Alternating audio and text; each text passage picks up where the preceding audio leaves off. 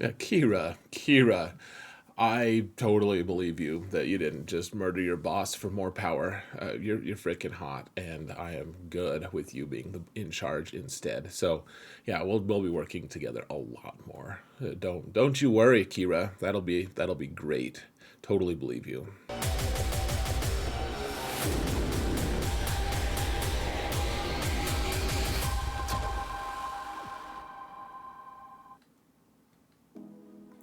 Hello, everyone, and welcome to another episode of Zareth Prevails. Today's episode brought to you by Maul's thoughts as he talked to Kira at the end of the Solo movie. So, today we're going to be talking about 9 different characters that are modded poorly. I do this as a series, guys. I didn't do one last month, so sometimes you got to take a break from the madness, but we're starting at the very start of March, so hopefully this can help a little bit. This is intended to help as much as we can. There's a lot of different ways and theories on how to mod different characters, and so today we're going to be discussing a few characters that we've already discussed that have updated roles and tasks, and then we're going to tackle a couple new ones, including Qui-Gon Jinn and Anakin in the context of a Qui-Gon Jinn and Anakin squad. So, that's what we're going to do. Oh, if someone wants, I'm not going to do timestamps, but if someone wants to do timestamps, I will pin your post to the top of it, and then I will copy paste it into the video description at the bottom, and you get all the credit. So, huge thanks to anyone who wants to do that. I've had people do that on my previous versions of these videos, and it's very much appreciated. That being said, if you want to support the channel for free, other than writing timestamps, please, guys, all you've got to do is hit that thumbs up button, leave a comment in the comments area, or hit the sub button even, dare I say. And it's something that'll help me mount the algorithm, guys. Help us mount it. Help me help you mount the algorithm. That said, let's get to the actual discussion on modding. Whoa, madness. Old robot legs himself. How'd we get here? Alright, guys, we've got Robot Legs Maul, Robot. Usually I hide the title character in the middle and force you guys to watch characters you don't care about. But today we're going to talk about Maul first, and this is Robot Legs Maul. Who cares about Strawberry Head Maul? Strawberry Head Maul is not cool. He has the highest potency in the game, apparently, though. Just FYI, we're not talking about him, except for that. But here's the thing, guys. Maul has a lot of different hats he wants to wear. Well, so first off, he can either be the leader of a Mandalorian squad, or he can be like the super assistant, like the admin for a Lord Vader team. And either one he's extremely good in, but we want to mod him for both. And frankly, we can probably get away with both. I'll talk about, if you don't have Maul, like what strategies you can employ. Whoa, my music just randomly cut out. All right, so we're going to talk about that a little bit. My Maul is modded so that I can have him as the leader of a Mando squad or be with Lord Vader, because you want that versatility to be able to mix things up in GAC if possible. So, first off, guys, he is a damage dealing character that he facilitates a lot of damage if he's the leader, but man, he hits like a truck, so get him up to as high of relics as you can. This isn't a relic conversation necessarily, but he's a character.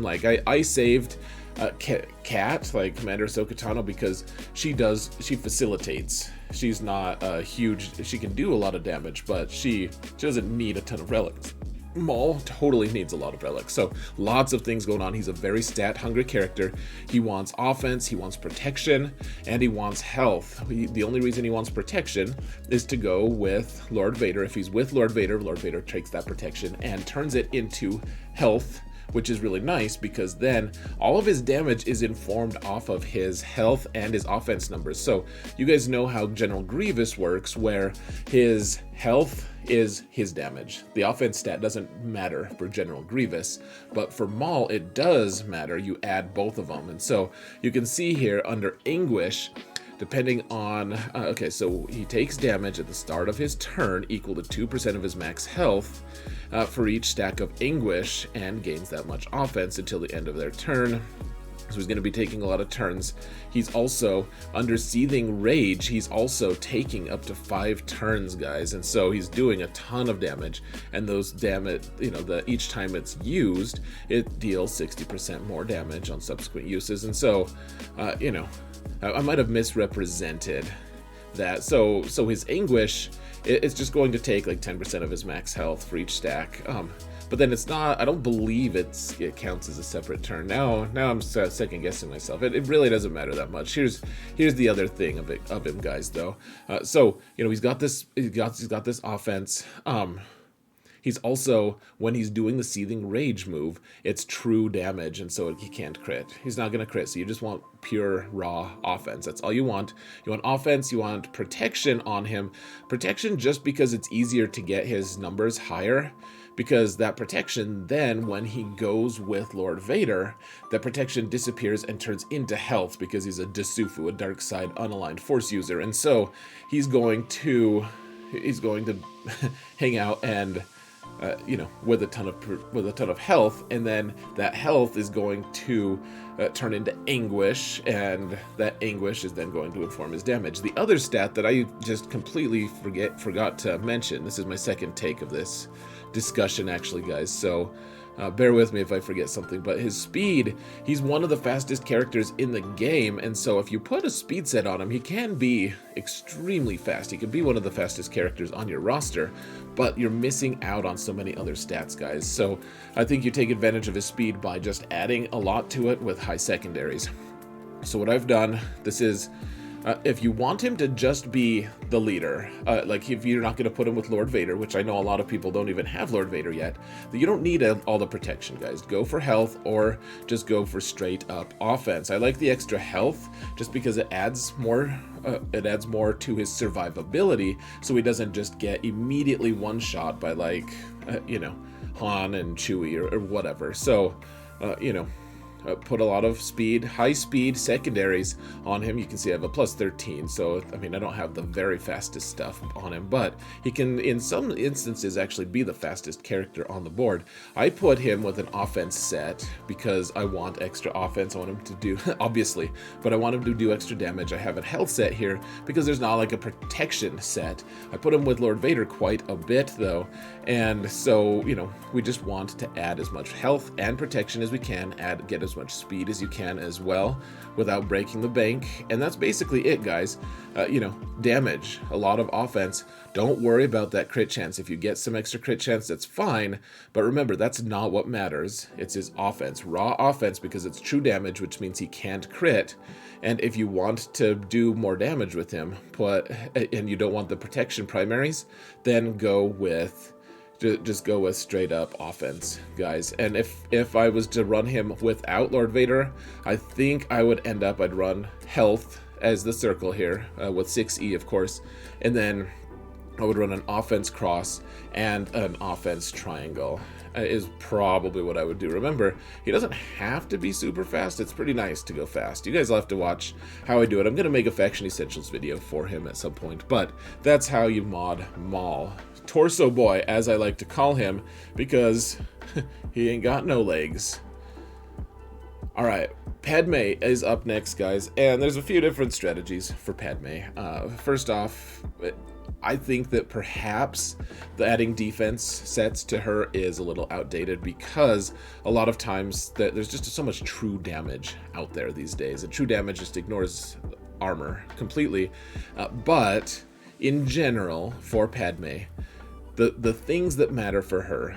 So there's a couple things. A lot of people are questioning why you want her as the leader for a Bad Batch. They call it a Pad Batch team, to be able to beat an Iden Versio team or whatever, because it's Galactic Republic. Here's the interaction, guys. So her unique here is so whenever an enemy attacks out of turn, so like when they're countering or when they're assisting or something like that, against a Galactic Republic ally, which would be like Bad Batch, or against, whatever other Galactic Republic ally, then her ally gains protection up. And it does not stagger with itself, apparently, for one turn, but it's increased by 40% if she's their leader. 10% is awful compared to 40%. Guys, this is straight up math. It's numbers. You got this. 40 is more than 10. 40 is a lot more than 10, in fact. And you can't prevent it or dispel it. 40% is really nice. Protection up is informed by health, so you want a lot of health on her and a lot of health on her allies if you're going to be taking them. So like if you know Bad Batch is going to go with Padme, you want to probably stack them with health. Like that doesn't have to be their only stat, but just keep that in mind.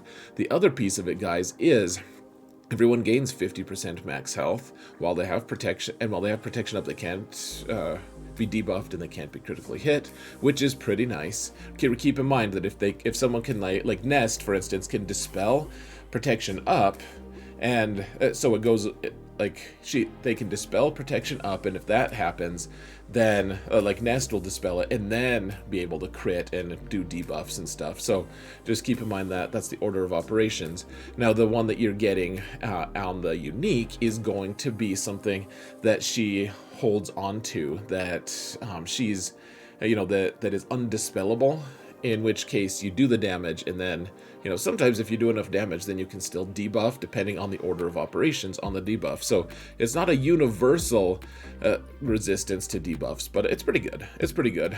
And then you give the courage mechanic. I'm going to make you guys read that on your own.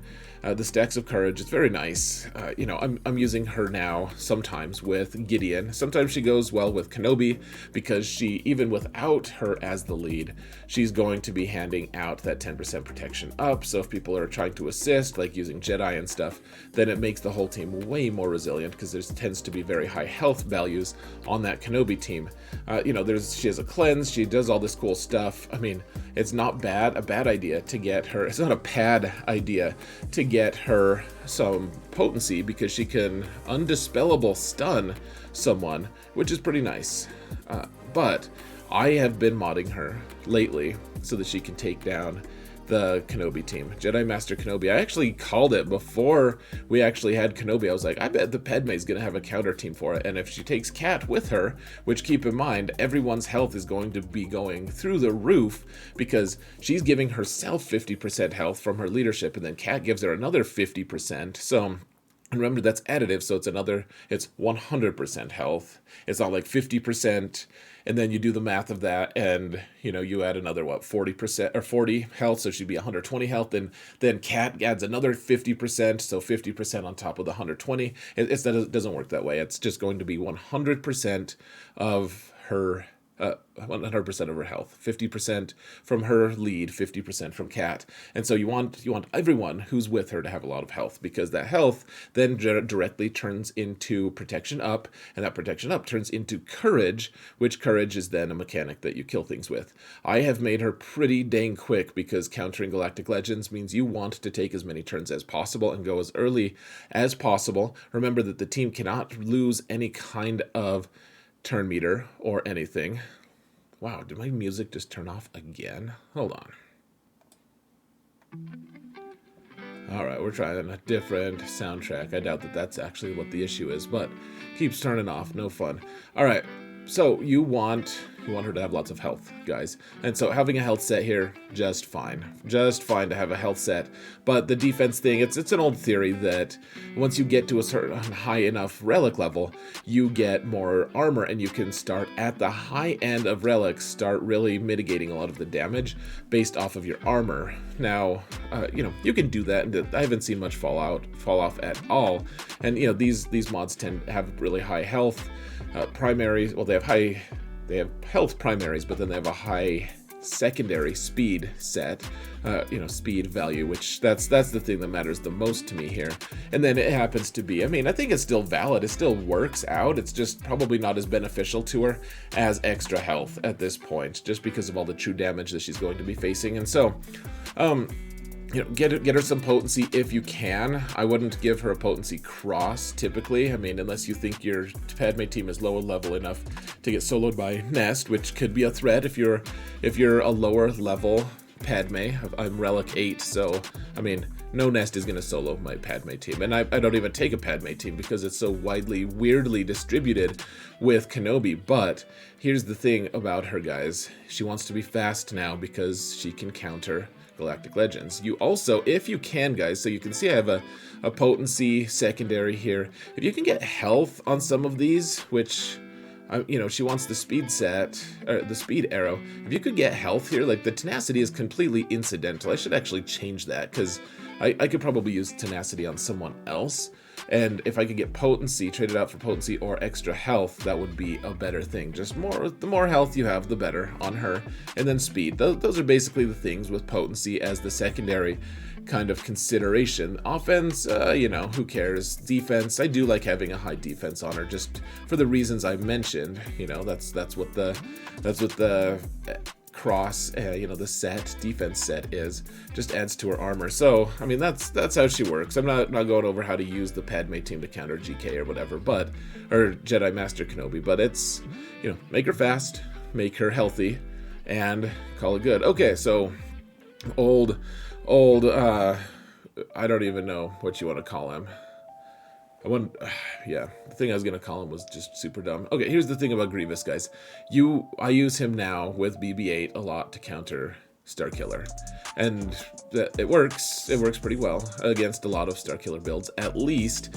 And here's the thing, though, about General Grievous with this team is against Starkiller, you need to be faster than Mara Jade with BB-8. So BB-8's gonna give you 40% health boost, all right, 40%, or not health boost, dear lord, speed boost, turn meter boost. So you're going to divide his speed by 0.6, because you're going to start with 40% turn meter, so you only have 60% of his turn meter to go. So you divide, so it's 262 divided by 0.6 to calculate his speed, in which case this is well over 400 speed that he starts with, which means he's going to outspeed those 400 something Mara Jades most of the time.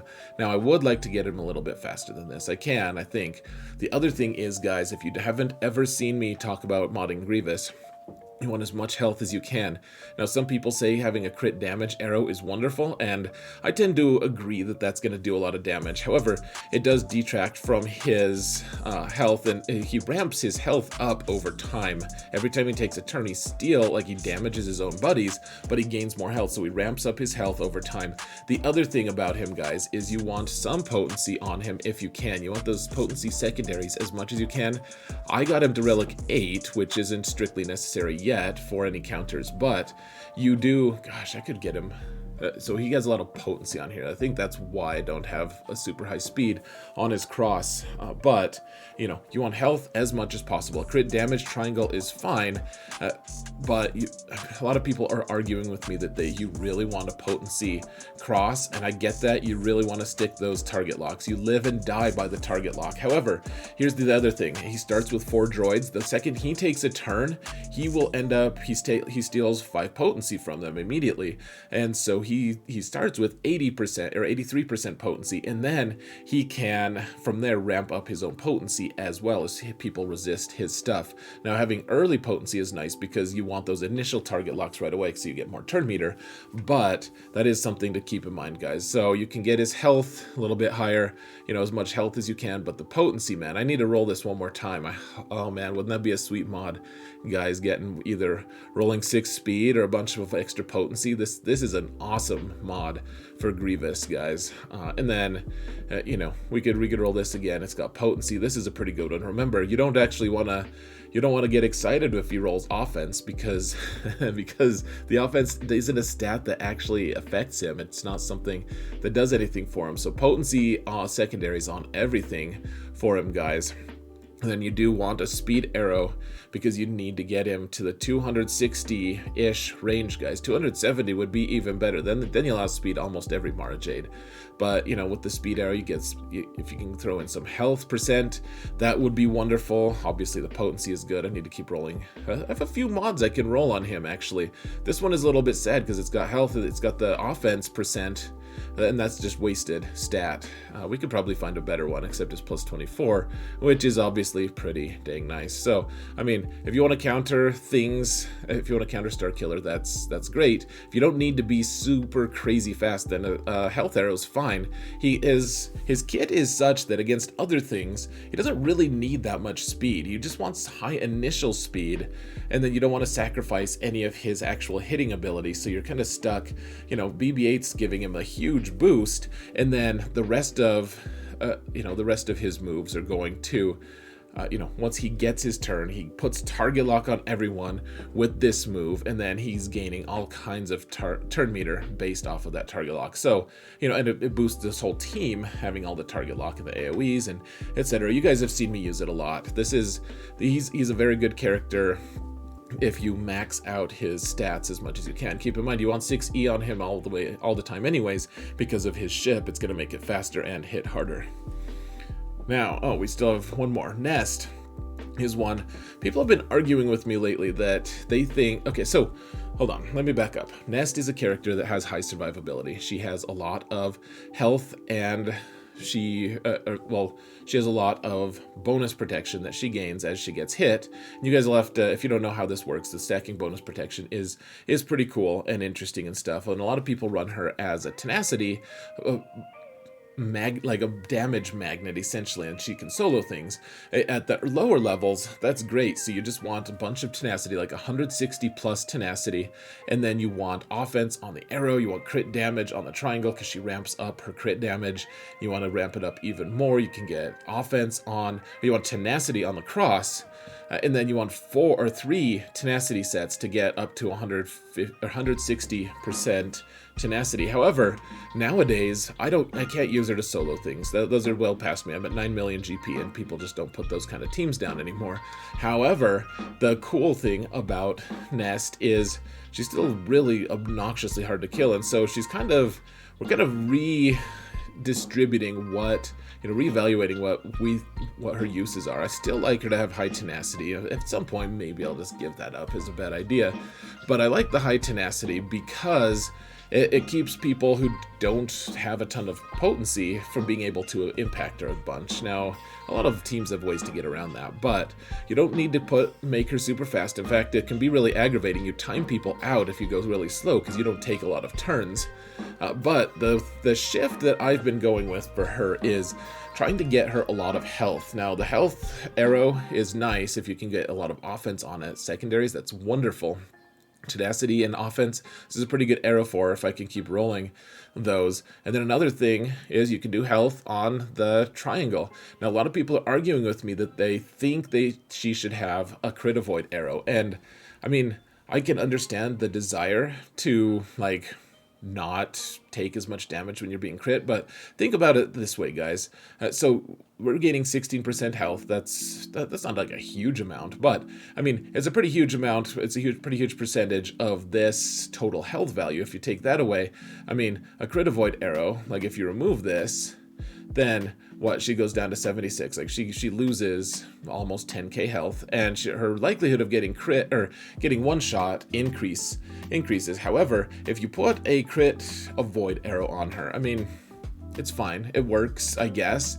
The thing is, a lot of people are overkilling it on crit chance, and if you have advantage, you're just going to crit anyways, and it's only 35%. She doesn't get any crit avoid from her actual relic levels, so you can get her to relic 9 and she won't gain any extra crit avoid.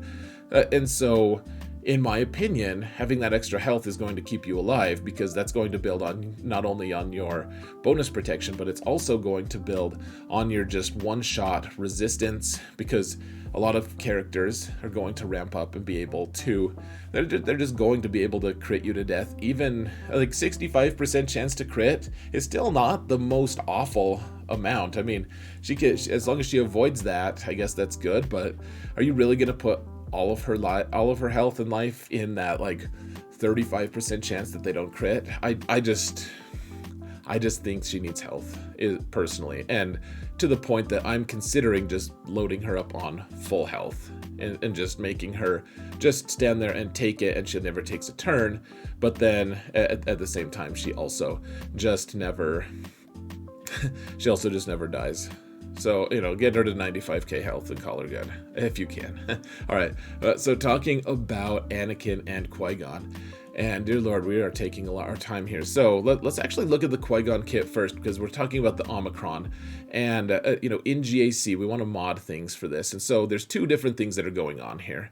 And it occurred to me, I've told a few people how I'm modding, and people are like, oh my gosh, I've been doing it wrong. Here's the thing. Anakin traditionally has wanted health, and... he wants to go with Padme. So he wants health, he wants potency, he wants all that. With Qui-Gon, he just wants pure damage. That's what he wants, but you get damage from different places. So first off, you want their whole team to be Galactic Republic. That is going to help boost Anakin's damage. The other part is all allies, if all allies are Jedi, that all other allies gain offense equal to 30 times their speed. And it's doubled when they have foresight. They can't die while Qui-Gon's there.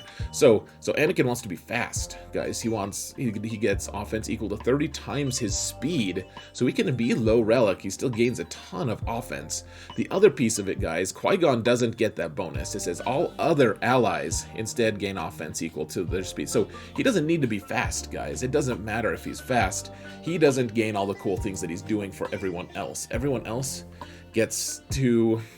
he gives them speed, in fact, on his leadership, but beyond that, and he also gives them foresight, but beyond all of that is the fact that he doesn't gain anything for him being fast personally. However, when Qui-Gon is defeated, then everyone gain, they heal all the way. They get 400% of his offense for 2 turns. So he just wanted to put a ton of offense on Qui-Gon, and granted, he's a guy you target for a lot of relic levels, because that offense number is going to obviously increase every time you increase his relic level. The other thing is, so he's really slow. Who cares? Like, he's just gonna die if you put him on defense. I don't like the team on defense, but if you do, like, they're gonna kill him at whatever rate they want. They're gonna control him. He's not gonna do any damage anyways, and so you don't need to mod him for health or protection, because you want him to die in a lot of ways. What you want is as much damage as you can. And granted, I haven't modded him perfect. I just didn't have enough time to find the perfect mods for him. But offense set, guys, and then an offense arrow even, guys. You don't need speed. You just want as much offense as you can. Obviously, you want 6E on all the offense ones. So these two top mods definitely want the 6E. I'll get that eventually, because you're not modding him in a way. You're modding Anakin to do extra damage. And then you want offense secondaries, which clearly I don't have that on these two. The rest you just want offense anyways. But yeah, you can put pretty garbage mods on here, guys, as long as he gets offense. That's the start and the finish of Qui-Gon Jinn with his Omicron. Now, Anakin, you can boost him with high relic levels, but in this case, the relic level, I mean, sure, it's nice. You get a little extra here. I mean, it's a nice little boost, 300 extra, but the damage he does, guys, is, so first off, you need all Galactic Republic characters here, because let's see, whenever he gains all this bonus turn meter, you guys know how he works, but he gains bonus turn meter. When he takes a bonus turn, his next attack so he takes a bonus turn, and his next attack, which is during the bonus turn, deals 100% more damage if all allies were Galactic Republic at the start. And so he's gaining all this bonus turn meter. He's gaining 100% more damage. Remember, it's additive, so if it's with Qui-Gon's going to give him 400% of whatever Qui-Gon had, and then he's going to gain 100% of whatever his base damage is. He's also going to be doing a huge amount of damage with his crit. So let's see, for each enemy critically hit, gain stacks of protection, blah blah blah, can't be evaded. He just one-shots everyone basically. With Qui-Gon, he's going to be taking a lot of these turns though, because bonus turns, he's going to be doing a lot of damage. So the way you mod him, he wants crit damage, guys. He really, really craves crit damage. He does a lot. And then you want him to be pretty fast. So crit damage and crit chance, make sure he's going to crit. So, this is decent damage for Relic 7. Relic 8, obviously I'd have more, but the speed is the important part. But also keep in mind, guys, if you can get a decent offense arrow, like a plus 15 or higher speed or offense arrow plus 15 speed is going to offset that, because you're gaining 8.5% offense. If you do the math, it's going to end up being pretty similar to because he's gaining 15 more speed. That's going to be, the 15 times the 30 30 times 15 for his max damage or whatever. It's 450 extra damage or offense, and the offense primary is going to outweigh that. So putting a speed arrow on him makes sense, but putting a fast offense arrow on him makes even more sense. So get him a lot of speed. Remember, if you can run Ki-Adi-Mundi with him, he's going to get 30 speed from Qui-Gon, 30 speed from Ki-Adi-Mundi. He's actually going to go really fast as well. If you really wanted to, I guess you could give him a speed set, but that crit damage, guys, it's just so monstrous with him. It is just ludicrous. Get all the crit damage, guys. Crit damage triangle, crit damage on the sets, and then crit chance otherwise. Qui-Gon we already talked about. Bastila is one. Man, I need to get her more relics. This is embarrassing, guys. 9 million GP is relic. I use her every single time. Here's the thing. She needs to be fast enough to fit in with the counter team to Supreme Leader Kylo, of course. And this is right around that target. You guys can watch my video on that if you want to see. Here's the thing. She does a couple interesting things for her team. First off, she doesn't gain much potency on her own. So if you can give her potency, that's going to be good. Like, she gives everyone else this legendary battle meditation, so everyone else gains extra potency, doubled if they're Jedi, so 100% potency. Wonderful. Remember, this isn't for a Qui-Gon team, this is just for her own team. That gains them counter chance, all this cool stuff, guys. But if she's the lead, you want everyone to be healthy, give them a lot of health. But then otherwise, guys, she wants to be able to dispel and stun, and she also wants to be able to ability block on basic. All of those things, she has a little bit of built-in potency with that.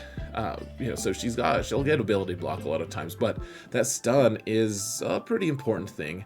And so if you can give her potency, that's going to be really helpful. Giving her a potency cross is good, and then making sure she's fast enough, but not too fast, to fit into that Supreme Leader Kylo counter team. And then giving her health, secondary. I just, obviously her stats, I'm kind of a mess with her. She doesn't want to do damage. She just wants to, if she's the lead, she wants to be healthy and have everyone be resilient. And if she's not, then she wants to be able to dispel and stun at will. Nightsister Spirit, I hate to tell you, Spirit, you aren't good enough for this this triangle that I just got. I just rolled it and then realized that Anakin wanted a crit damage triangle set, not crit chance, because of the way my other mods were situated. And so I rolled it up, and I was like, oh, this is awesome, plus 24, I'm going to put it on Anakin. And then I rolled Anakin's crit damage triangle, and I went up to plus 25. So it's been a good night for crit damage triangle mods, but this is too good for Spirit. Here's the thing about Spirit, guys. Spirit is on a team that she's always basically going to, if she's not with Old Daka lead, which I don't like Old Daka lead personally, but she's got a lot of interesting things going on with her, actually. So first off, she's getting plus 30 speed from the lead. Then that's what I was trying to spit out. Like, if you want to give her more relic levels, guys. She was my first relic 5. She was, a long time ago. I put relic 5 on her right away because she could one-shot so many things. There's a lot of things going on here, guys. A lot of people want her. She's naturally fast, so they want to put speed sets on her, but she does an enormous amount of damage, and this is incredibly rare. In fact, I wanted to point this out because this is something that a lot of people miss. People always remark, wow, Spirit did a lot of damage to such and such character. Like, how can she do that much damage and Asajj isn't doing anything? Here's the secret, guys. CG nerfed all the stuff that ignores defense, ignores armor, etc., except for this. Here's the thing. If she still has foresight, while she has foresight, she has 100% offense, so she gains, she doubles whatever her offense number is, and her attacks ignore armor. So she, where everyone else is doing like 16k damage to Malik, she's doing like 68k. It's pretty awesome, and something that people don't realize, like, she's the reason this team can finish some Galactic Legends off in the right circumstances. It's not too often that happens, but you can finish off like lone Maliks, lone General Skywalkers if you get the jump on him, etc. And you want to make the most of that by helping her to crit, which she doesn't have a super high crit chance anyway, so give her crit chance set, and then give her crit damage. Or you could also go the other direction and give her offense. It's kind of, whatever it is, forget that saying, 6 in one, half a dozen in the other. It's pretty similar. So you want a damage set on her, guys. You don't want her to be speed, because she's missing out on all that extra offense, which then is going to do a less awesome huge hit later down the line. And so just keep that in mind, guys. Like, give her some potency if you can find it in your heart, and then give her offense stuff. So give her speed, because she's naturally fast, a speed set or a speed arrow, and then give her high primary or secondary speeds if you can find them. This crit damage arrow, though, I'm sorry, Spirit. I hope my words don't kill you, which if they do, you'll just come back anyway, so we'll be good to go. Finally, guys, Fennec Shand. I'm pretty sure we've talked about this a few different times, but she wants Relic 8 if you can, guys. I really want Relic 8 on her, but she does a couple cool things. The biggest thing for her, though, is she's going to be killing Lord Vader a lot of times, and Lord Vader can't really be crit, so you just want a lot of offense. She's going to kick 5 times. She does extra damage if they don't have any protection, which Lord Vader doesn't have any protection, which is an extra part of it. And then, she doesn't need to be fast.